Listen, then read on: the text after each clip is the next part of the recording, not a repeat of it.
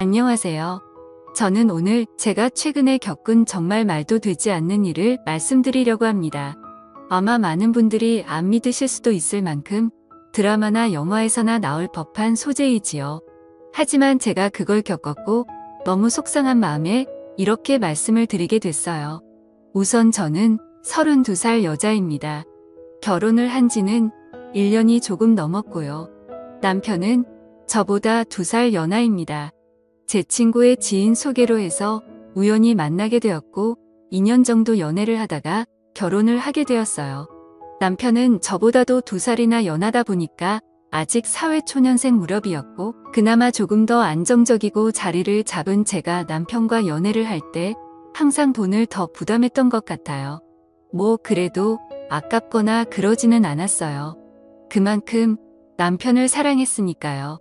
남편은 저보다 미이가 어렸지만 일찍 어려서 아버님이 돌아가셨어서 철이 빨리 들었다고 할 만큼 무척이나 성숙하고 마음까지 넓은 남자였죠.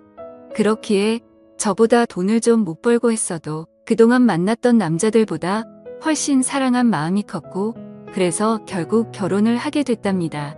결혼을 할 때도 남편 쪽에서 시어머니는 저를 반대하실 이유도 없었고 너무 쉽게 승낙을 받았지만 저희 집 부모님은 저희 남편을 상당히 못마땅해 하셨습니다.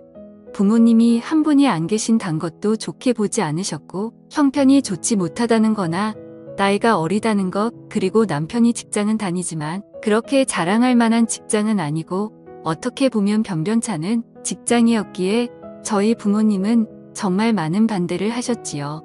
하지만 자식은 부모 없다고 하죠. 저희 부모님도 결국에는 제 뜻을 따라주셨고 결국 결혼을 하게 됐답니다. 결혼 비용은 당연히 제가 더 많이 부담했고요.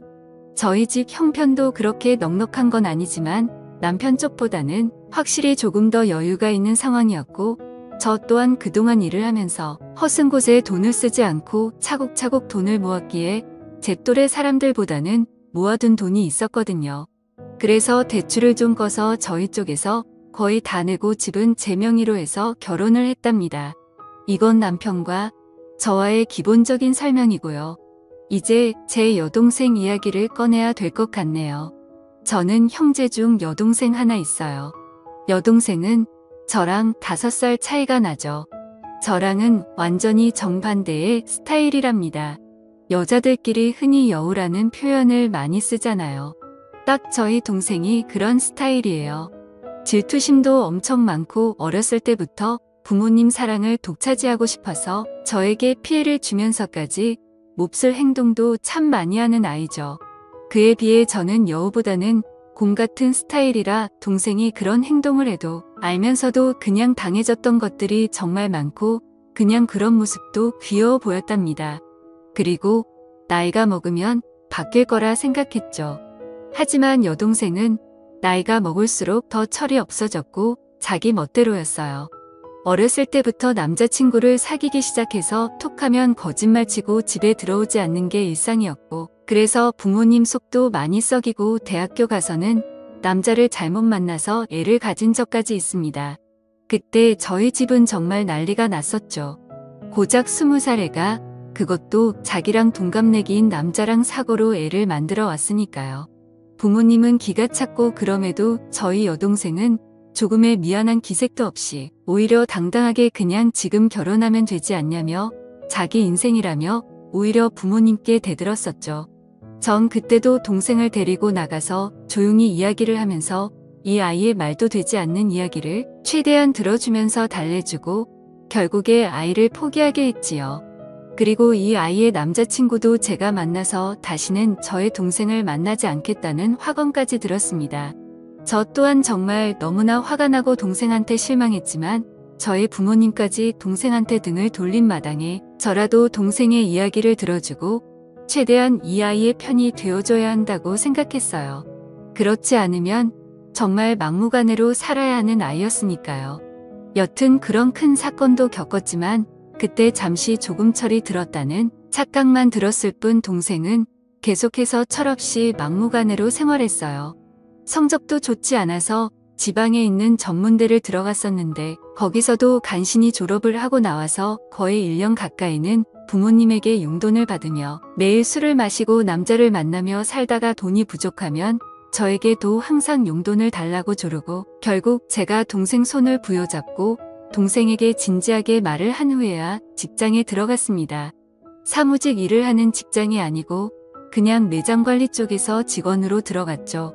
별거 아닌 거였지만 전 그래도 동생이 이제야 자기 힘으로 뭘 한다는 것을 기뻤어요. 여튼 그렇게 이 아이도 조금은 달라지고 있구나라는 생각이 들 무렵 저는 연애를 하기 시작했고 당시 남편에게도 제 여동생을 소개시켜줬었죠. 결혼까지 생각한 사이였으니까 당연히 제 여동생을 보여준 것이었고 여동생은 저희 남편을 되게 좋아했어요. 앞에서도 말했듯이 저희 남편이 저보다도 성숙한 사람이었고 그렇기에 여동생이 저희 남편에게 정말 버릇없이 굴고 예의 없이 행동해도 남편은 다 귀엽다라고 하며 여동생의 응석을 다 받아줬어요. 그러다 보니까 어느 순간부터는 여동생이 먼저 저희 남편을 불러서 같이 놀자고 조르기 시작했고요. 저는 그래도 여동생이 저희 남편을 좋아하고 잘 따르는 것에 안도를 하고 남편 또한 여동생을 정말 귀여운 동생이라고 생각하는 것이 보여서 결혼 전부터 셋이 종종 모여서 많이 놀았습니다. 그리고 여동생이 남편에게 따로 연락을 하고 만나자고 전화를 해도 저는 그냥 아무렇지도 않았어요.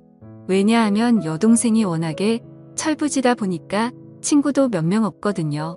그렇기에 이 아이에게도 의지할 사람이 필요하고 그게 제 남편이면 더할 나위 없이 좋겠다고 생각을 한 저였습니다. 남편 또한 저에게 여동생과 연락하거나 둘이 만나는 일이 있어도 항상 저에게 말을 했었죠. 그렇게 관계를 유지하다가 결혼을 하게 돼서 신혼여행을 갈 때도 여동생은 본인도 따라가겠다고 엄청 떼를 썼습니다. 그때 정말 애먹었어요. 하지만 남편이 하루 내내 동생을 달래서 겨우 뜨지 말리고 다녀왔지요. 그렇게 신혼여행도 다녀오고 행복한 결혼 생활을 하고 있던 무렵 어느 날 갑자기 여동생이 저희 신혼집에 찾아왔어요. 그것도 아주 밤 늦게 말이죠. 저와 남편은 깜짝 놀라서 무슨 일이냐고 물었지만 대답을 하지 않더라고요. 그래서 바로 저희 부모님께 전화를 걸었더니 여동생이 너무 자진 위박을 해서 뭐라 한마디 했더니 집을 나가 버렸다고 하더라고요.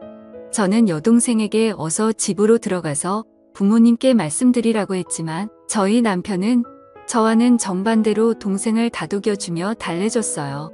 동생은 결국 그날 집에 안 들어갔고 저희 집에서 생활을 하기 시작했답니다. 집에 돌아가도 자기는 또 뛰쳐나올 거라고 차라리 여기서 살고 싶다고 몇 날 며칠을 때를 써서 저는 끝까지 반대했지만 결국 남편이 허락을 했고 동생은 저희 집에서 생활을 하게 됐지요. 저희 부모님 댁과 저희 집은 꽤 거리가 있었고 그렇다 보니 당연히 여동생은 원래 일하던 곳을 그만두고 저희 집 근처 카페에서 오후에 잠깐 피트타임으로 하는 일을 하며 툭하면 저희 남편에게 연락을 해서 어디 놀러가고 싶다며 빼를 섰지요. 그리고 저와 남편이 퇴근을 하고 돌아와서 셋이 집에 있을 때도 동생은 항상 남편 옆에 붙어 있고 저는 집안일을 하거나 떨어져 있었어요. 아니 더 정확히 이야기하면 여동생이 저를 질투하듯이 남편에게 먼저 가서 아연을 떨고 항상 남편을 졸졸 쫓아다녔지요. 저는 이런 여동생의 모습에 화가 나기도 해서 남편에게 가끔씩 투정을 부린 적도 있지만 남편은 제 여동생이 어렸을 때 그런 큰일도 겪었다는 거에 안타깝게 생각한다면서 저의 투정보다는 항상 여동생을 더 먼저 신경 쓰기 시작했지요. 그리고 저도 여동생을 견제한다는 게 뭔가 말이 안 되고 제 스스로 웃기기도 해서 그냥 신경을 쓰지 않으려고 노력했답니다. 그러던 중에 제가 잠깐 3박 4일로 출장을 가야 될 일이 생겼었어요. 그런데 뭔가 단둘이 집에 남겨두기에는 조금 그랬기에 여동생에게 그냥 이제 집에 돌아가라고 이야기를 했지만 당연히 제 말을 듣지는 않았고 남편도 그 주에 일이 바빠서 집에 늦게 들어올 것 같으니까 저보고 그냥 안심하고 다녀오라는 말을 했지요. 저는 그래서 한편의 불안감을 남겨둔 채 출장을 가게 됐습니다. 출장을 가면서도 계속 남편과 연락을 하면서 갔고 거기서 일을 보는 도중에도 틈틈이 연락을 했어요. 그러다가 거기 일정이 예정보다 하루 일찍 마치게 되었고 그냥 거기서 하루 쉬고 올 순 있었지만 저는 바로 그날 출발해서 집에는 새벽에 도착을 하게 되어서요. 그렇게 집 비밀번호를 열고 들어가는데 우선 눈에 보이는 거실에는 안 죽어라고 보이는 여러 음식과 함께 술이 있었고 저는 바로 동생 방을 가보았지만 동생이 없기에 불안한 마음으로 문이 닫혀있는 저와 남편의 침실이 있는 방의 문을 열었더니 남편과 동생이 연인처럼 누워있더라고요. 저는 그 순간 정신이 멍했습니다. 아니, 그 상태로 몇 초 정도를 아무 말도 못하고 있었던 것 같아요. 그리고 나서 정신이 번쩍 들었고 소리를 질렀죠. 그때 남편과 여동생은 깜짝 놀란 채로 일어나더라고요. 둘이 변명하기도 전에 당황해하는데 그냥 딱 불륜 현장에 들켜서 행동하는 남자와 여자 같더라고요.